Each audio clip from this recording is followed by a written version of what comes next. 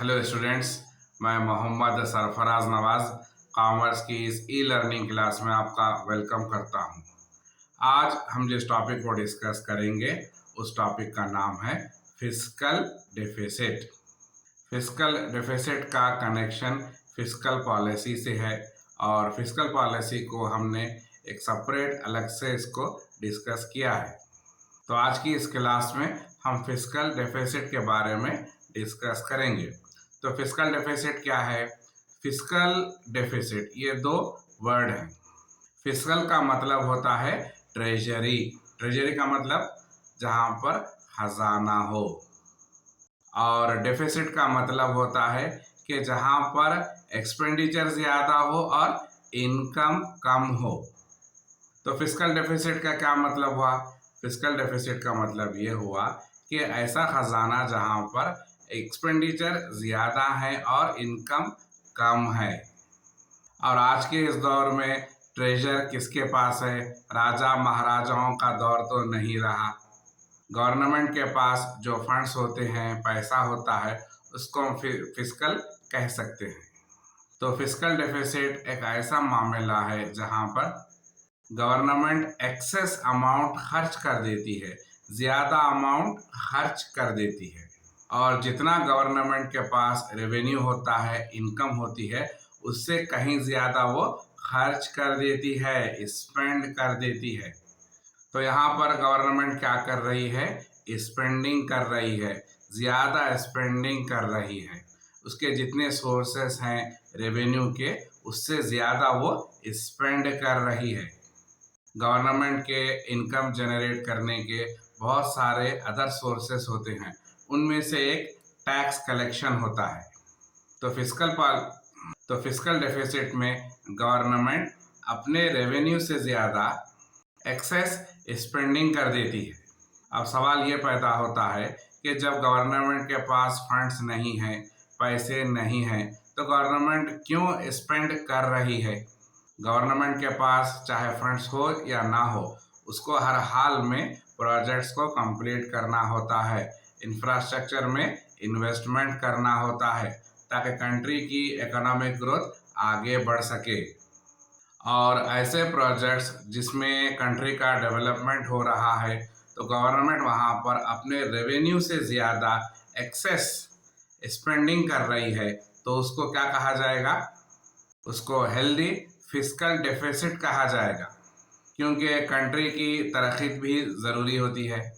तो ये सारा खेल किसका है? ये सारा खेल पैसों का है, फंड्स का है। गवर्नमेंट के पास जितने फंड्स हैं, उससे कहीं ज़्यादा वो एक्सपेंडिचर करना चाहती है प्रोजेक्ट्स में, इकोनॉमिक ग्रोथ को बूस्ट करने के लिए।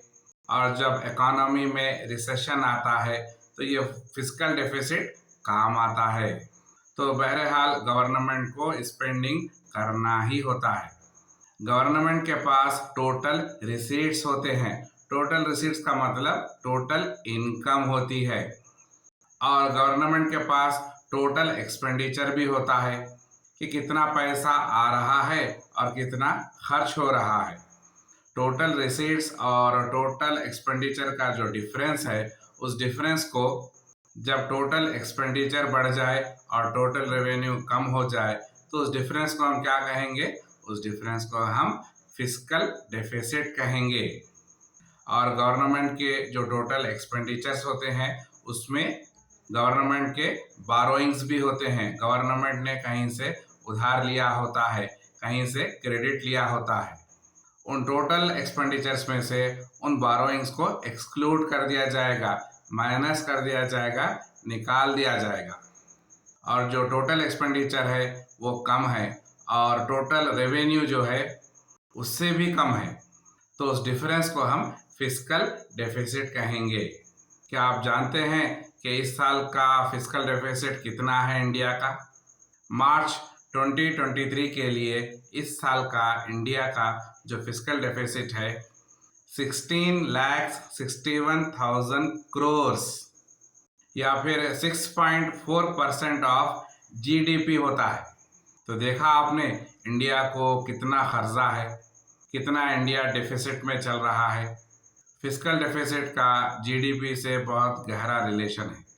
कंट्री का जो जीडीपी का परसेंटेज होता है, उस परसेंटेज से फिस्कल डेफिसिट को मेजर किया जाता है, और जितना फिस्कल डेफिसिट का परसेंटेज ज़्यादा होगा, ये कंट्री के लिए उतनी ही खतरनाक बात साबित होती है। फिस्कल डेफिसिट का बढ़ना कंट्री के लिए डेंजर होता है, क्योंकि कंट्री का खर्च बढ़ रहा है और उसका पेमेंट करने के लिए, चुकता करने के लिए पैसे कंट्री के पास नहीं हैं, कम हैं। गवर्नमेंट के पास एक एक्सपेंडिचर प्लान होता है, वो इतने सालों में इतना पैसा कंट्री की इकोनॉमी को बूस्ट करने के लिए, कंट्री की ग्रोथ को आगे बढ़ाने के लिए स्पेंडिंग करना चाहती है। इसमें कंट्री का कंजम्पशन रहेगा, इन्वेस्टमेंट रहेगा, गवर्नमेंट के स्पेंडिंग रहेंगे, टोटल एक्सपोर्ट्स रहेगा, टोटल इंपोर्ट्स रहेगा, different sources of total revenue रहेगा, और different sources of total expenditures भी रहेंगे। और फिस्कल डेफिसिट जब इंक्रीज हो रहा है तो उसका मतलब ये है कि गवर्नमेंट अपने रेवेन्यू से ज़्यादा स्पेंडिंग कर रही है, और गवर्नमेंट बहुत तेज़ी से फास्टर स्पेंडिंग कर रही है, और कंट्री के पास अर्निंग्स बहुत कम है। तो यहाँ कंपैरिजन में क्या हो रहा है?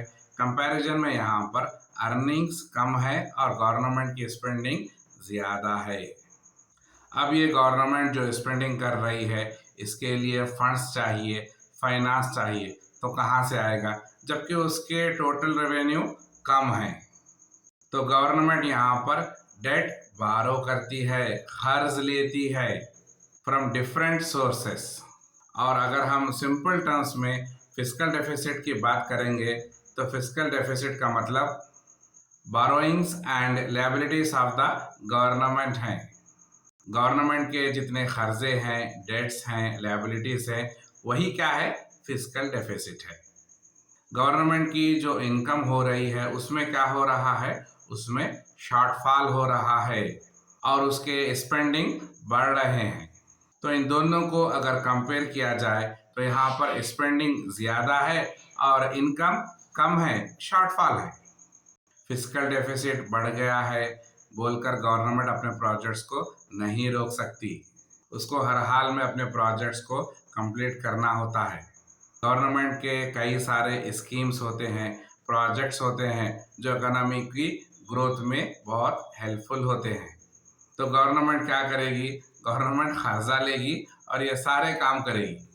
फिस्कल डेफिसिट जब इंक्रीज हो रहा है तो गवर्नमेंट के बारोइंग्स भी बढ़ जाएंगे, और इसका डायरेक्ट इम्पैक्ट मनी मार्केट पर होगा।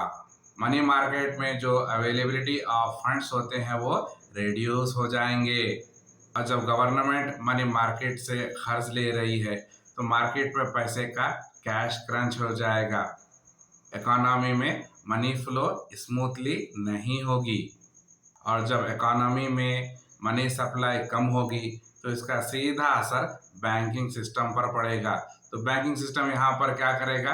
इंटरेस्ट रेट्स बढ़ा देगा, और जब इंटरेस्ट रेट्स हाई हो जाएंगे तो ऑटोमेटिकली उसका असर इन्फ्लेशन पर पड़ेगा, और उसका सीधा असर आम आदमी पर पड़ेगा, महंगाई बढ़ जाएगी। और फिस्कल डेफिसिट किसी भी कंट्री के लिए एक बड़ा प्रॉब्लम माना जाता है, बड़ा बिग प्रॉब्लम, चैलेंज माना जाता है, क्योंकि फिस्कल डेफिसिट का डायरेक्ट इम्पैक्ट इकोनॉमी पर पड़ता है।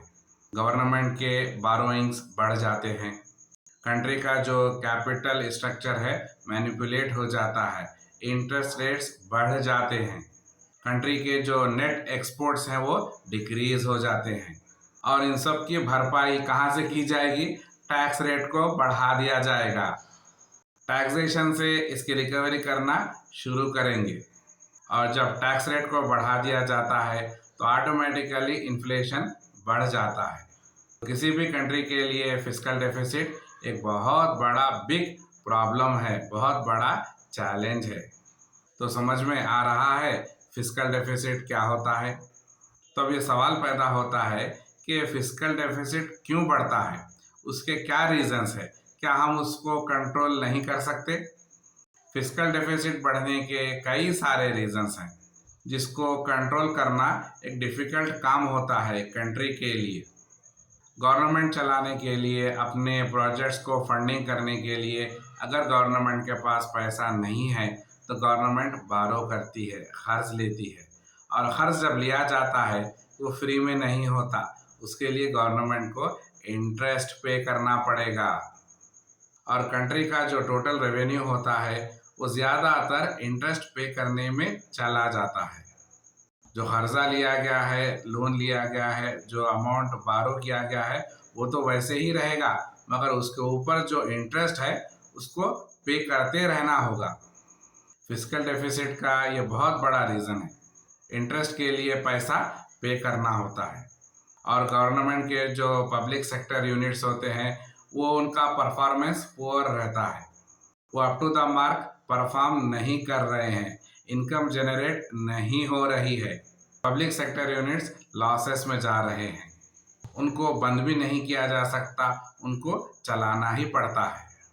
तो इसके लिए फिर पैसों की ज़रूरत पड़ेगी, फिर कर्ज लिया जाएगा और कर्ज पर इंटरेस्ट पे किया जाएगा। और एक कंट्री में सभी लोग टैक्स पे नहीं करते, और जो लोग टैक्स पे नहीं कर रहे होते हैं तो उनका बर्डन भी जो लोग ऑलरेडी पहले से टैक्स पे कर रहे हैं उन पर पड़ेगा।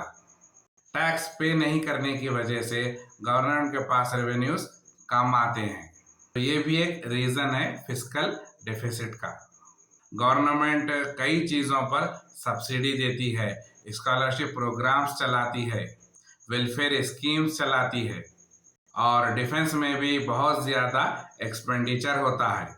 और हमारी इकोनॉमी में इनकम और वेल्थ की इनइक्वालिटी है, जिनकी इनकम ज़्यादा है उनके पास वेल्थ नहीं है, और जिनकी वेल्थ ज़्यादा है उनके पास इनकम नहीं हो रही है। सिस्टम में इनइक्वालिटी है, और गवर्नमेंट के कई सारे अनप्लान्ड मेजर एक्सपेंसेस होते हैं जिनको करना ही होता है। तो इन सारे चीज़ों को जब गवर्नमेंट करने लगती है तो उसके लिए पैसा चाहिए होता है, तो वो पैसा कम है, टोटल रेवेन्यू कम है और टोटल एक्सपेंडिचर बहुत ज़्यादा है। तो यहाँ पर गवर्नमेंट डेट ट्रैप में आ जाती है, जिससे इन्फ्लेशन, महंगाई बढ़ती है और इंटरेस्ट रेट्स भी इंक्रीज हो जाते हैं, और हमारा फॉरेन डिपेंडेंस इंक्रीज हो जाता है। तो हम दूसरे कंट्रीज़ के ऊपर डिपेंड होना शुरू हो जाते हैं। तो फिस्कल डेफिसिट के और भी कई सारे रीजंस हैं, और इन सारे काजेस को गवर्नमेंट को मेंटेन करना ही होता है। गवर्नमेंट ये नहीं कह सकती कि हमारे पास पैसा नहीं है और हम ये काम नहीं करेंगे, गवर्नमेंट ऐसा नहीं कह सकती। अब सवाल ये पैदा होता है कि इसका क्या सलूशन है, फिस्कल डेफिसिट को कैसे कंट्रोल किया जाए या फिर इसको कैसे कम किया जाए। इसका सलूशन एक ही है कि गवर्नमेंट अपने स्पेंडिंग कम करे और टैक्सेस को इंक्रीज करे, और वो अपनी बारोइंग्स कम करे। गवर्नमेंट अपने बारोइंग्स आरबीआई से कर सकती है और बाहर के फॉरेन अब्रॉड कंट्री से भी कर सकती है। गवर्नमेंट को इन सारी चीज़ों को कम करना होगा, तभी फिस्कल डेफिसिट कंट्रोल में आएगा, कम होगा, और इसके लिए टाइम लगेगा, वक्त लगेगा। और ऐसा बिल्कुल भी नहीं होता कि गवर्नमेंट ने आज स्पेंडिंग को रोक दिया है और कल पूरा मामला सही हो गया है, इतना जल्दी नहीं होता है, इसके लिए बहुत सारा वक्त लगेगा। तो समझ में आया फिस्कल डेफिसिट क्या होता है। तो आज की इस क्लास में आपने क्या सीखा?